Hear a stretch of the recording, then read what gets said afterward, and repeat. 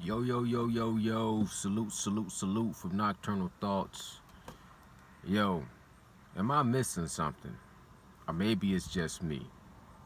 But I'm listening to a lot of predictions on Terrance Crawford versus Shawn Porter. And I'm hearing a lot of people make predictions that Terrance Crawford is going to knock out Shawn Porter. That's a popular prediction that I keep hearing. And I'm thinking to myself, maybe it's something that I don't see that other people see. I like to give props and credit where credit is due to all boxers.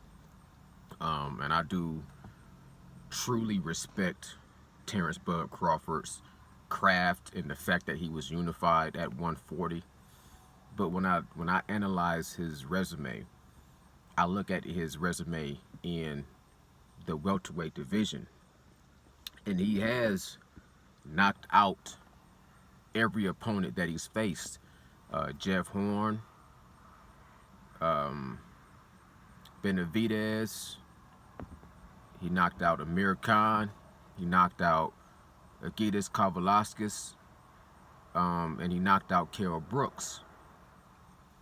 But I haven't seen anything that indicates that Shawn Porter is vulnerable or susceptible to a KO from Terrance Crawford. I've seen him have a flash knockdown against Adrian Broner, and I've seen him take a flush shot from Errol Spence in the 11th round and have his glove touch, and he's jumping right back up, and he was fired up and he's ready to go.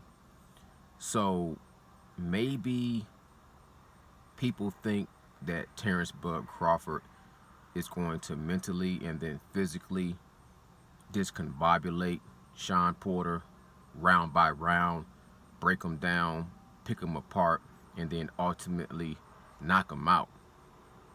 But I can't say that that's a prediction that I'm willing to make. You know what I'm saying? A lot of people say, for Terrance Crawford being a welterweight, man, he's strong. He's real strong. And I remember people was going crazy when he was deadlifting like 400 pounds, 405 pounds. And I just didn't look at that and get too impressed. Now, I mean, deadlifting weight is deadlifting weight. I always can respect it and appreciate it. I just posted a video of my son. He sent me a video of him doing a deadlift. My son is 18, probably about 170 pounds, and he's deadlifting 365 pretty clean. You know what I'm saying? And when I looked at Terrance Crawford, first of all, he really wasn't doing the deadlift technically. Technically, he was doing what they call like a rack pull, where you're not starting off from the floor. You already have the weight elevated off the ground, and it's like a half pull. So they don't call it a deadlift. They call it a rack pull. And he was rack pulling about 400 pounds, and his form didn't look that great. He was raw, no belt, no gloves, no straps. But at the same time, his form looked almost where he could do more harm to his body than good.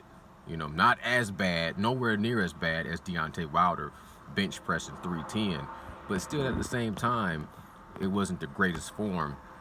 And over time, form like that could cause to back problems, knee problems. You know what I'm saying? Anything could happen with improper form doing a deadlift.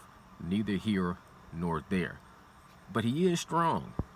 And it's obvious that he's strong with good genetics. His son's got good genetics. From what I hear, they dominate the wrestling world. And he's obviously born with that dog in him. So I can see him getting into a dog fight with Shawn Porter. But I ultimately see this fight going the distance. And honestly, I lean towards Terrance Crawford to win a decision in this fight. But I would be surprised and pleasantly surprised, because I like surprises in the world of boxing, You know what I'm saying? I don't like surprises in life, but I do like surprises in boxing. So I would be surprised if he knocked out Shawn Porter. You know what I'm saying? If he knocked him down, I would not be surprised. But if he knocked him out, I would be surprised. Honestly, I would not be surprised if Shawn Porter was able to out hustle Terrance Crawford, to be honest. Because in experience, Shawn Porter has fought tougher competition in the welterweight division. At one point in time, I think Shawn Porter, when he first started boxing, he was boxing at like 170 pounds. He used to be a football player, of course. And even leading up to the fight with Errol Spence, he said he was doing reps with 225 on a bench. Now, he got short arms, but that's a lot of power for a guy at that size. And, you know, he's always in shape. That's one advantage that I gave Terrance Bud Crawford over Errol Spence if they would have ever fight, is Terrance Bud Crawford stayed in shape and he didn't have to worry about cutting off a lot of weight to make the welterweight division. And Errol Spence was showing lack of discipline and was starting to get out of shape to where he was coming in doing fat camps instead of sharpening up his tools. Shawn Porter doesn't have that issue. You know what I'm saying? His father wouldn't even allow him to have that issue. He stays in shape. He's a gym rat, exactly the same way Terrance Bud Crawford is, if not even more, because Shawn Porter wasn't blessed with the natural skills and gifts that Errol Spence and Terrance Bud Crawford. So he has to do more with less. And it shows in his training and it shows in his performances. When he goes in there, he's like a Tasmanian devil. It's not clean, it's not pretty to look at, but it gets the job done. So I can see him outworking Terrance Bud Crawford, because Terrance Bud Crawford, to me, his welterweight adversaries have not did him any justice, especially Kell Brook and Amir Khan.